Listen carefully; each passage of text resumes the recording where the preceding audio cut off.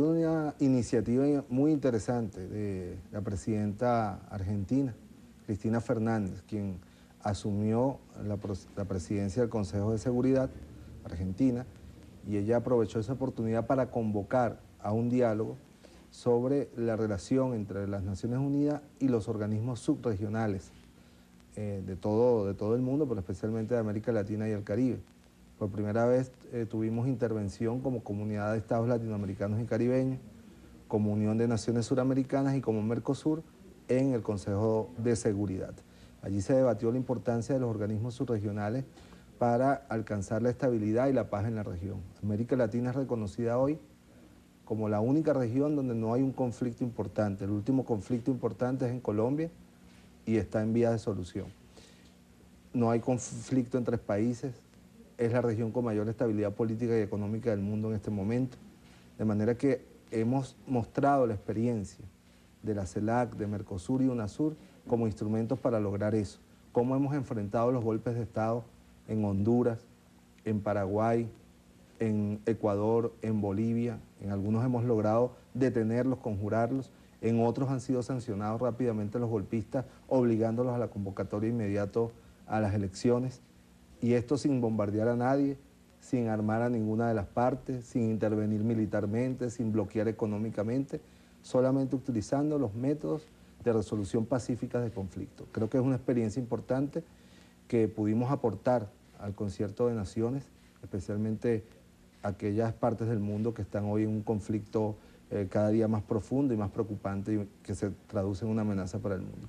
Con el secretario Ban Ki-moon estuvimos cumpliendo un mandato, los cancilleres de Brasil, Uruguay, Bolivia, Argentina y Venezuela, un mandato de los presidentes de Mercosur que acordaron elevar a esa instancia la denuncia sobre el sistema de espionaje global que ha desarrollado el gobierno de los Estados Unidos, vulnerando la soberanía y la inmunidad de los países, de los estados, y violando los derechos humanos de los ciudadanos al violar, bueno, la privacidad de millones de seres humanos en el mundo, ¿no?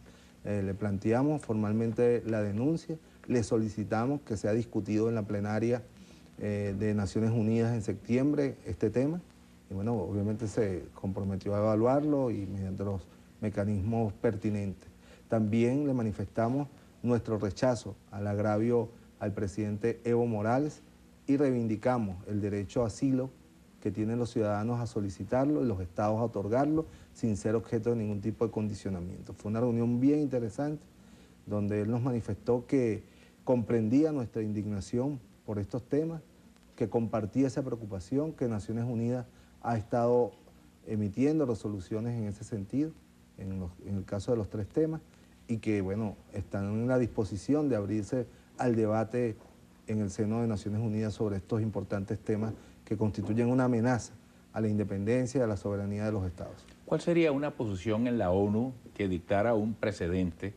¿Cuál la aspiración, le pregunto a usted como canciller, en cuanto a este tema del sistema de espionaje ilegal? Bueno, lo que planteaba el canciller Patiño en la sesión del Consejo de Seguridad, lo primero hay que preguntarse cuál es el límite de la seguridad de los Estados Unidos. Digamos, ¿cuál es el límite legal del derecho internacional, de los derechos humanos fundamentales para preservar la seguridad de los Estados Unidos? Porque Estados Unidos alega a su gobierno que todo esto lo hace para preservar su seguridad. Pero esto no puede ser a expensa de los derechos del resto de la humanidad y de los propios ciudadanos norteamericanos, que son los más vigilados, los más controlados.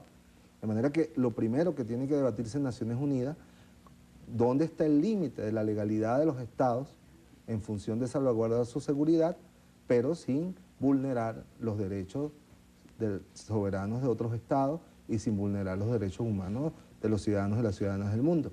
Eso creo que es lo importante que debe debatirse, ¿no? Que la legalidad norteamericana no puede ser extrapolada al resto del mundo, ¿no? Ya es éticamente discutible que ellos tengan leyes de control absoluto sobre sus ciudadanos, pero en todo caso es su país, es su territorio, es su población, pero no pueden extrapolar esas acciones más allá de sus fronteras, interviniendo teléfonos de presidentes, de organismos multilaterales como la Unión Europea. Sí, es una cosa, nunca antes se había visto, un sistema de ocupación, de vulneración de la soberanía tan grande como lo que significa este sistema que ha sido develado por el señor Snowden.